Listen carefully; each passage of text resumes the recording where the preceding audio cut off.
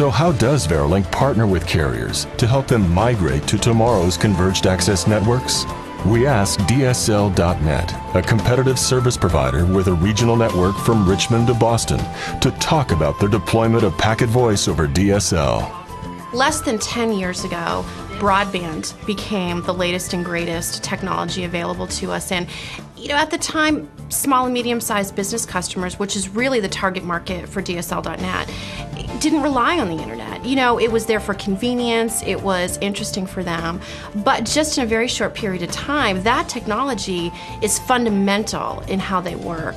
And now you layer on a service such as voice over IP, which again is really part of DSL.net's fundamental strategy, and people are taking to it. They're excited about it. They're impressed by the fact that they can save money and get everything that they need from one provider. Verilink came in and understood DSL.net's requirements fully from A to Z. Turning up the service is one thing, but turning it up economically is a different story.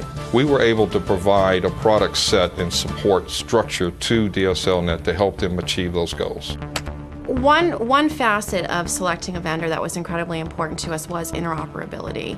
And we understood that, again, because we had some unique requirements, outside of what we wanted to deploy, just the network itself. It was very important that we were able to work with a vendor that would go through the paces with us, so to speak. We had a couple of different vendors that actually were the voice piece of our network. So Verilink not only had to test with our soft switch, but they had to test with our media server, and it was challenging for everybody involved.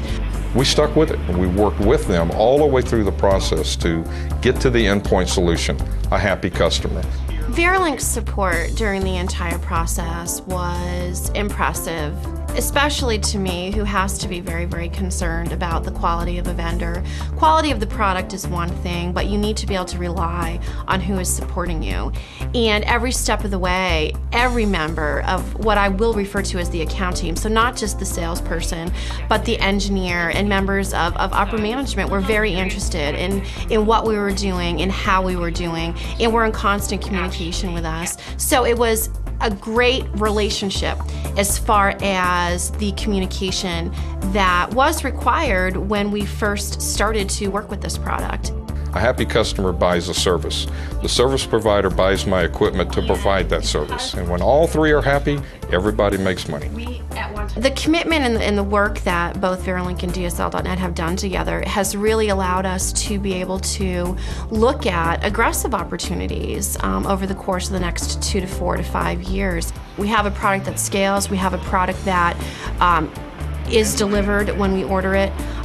We have a product that's easily configurable that our employees are trained on. Everything that we have learned has all come together, and a scaled rollout will not be a big deal for DSL.net, and it certainly shouldn't be a big deal for Verilink.